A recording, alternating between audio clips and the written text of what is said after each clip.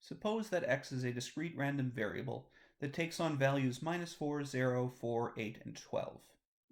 If y is a good approximation of x, determine an expression in terms of y which approximates the probability that x is 8.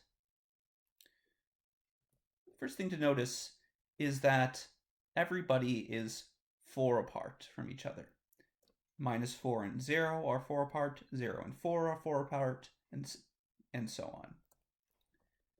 And so we need to look at the interval of width 4 centered about x equals 8.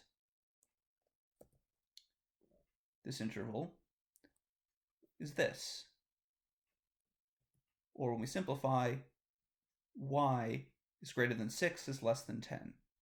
So again, note that 8 is exactly halfway between 6 and 10, and the interval from 6 to 10 is width 4.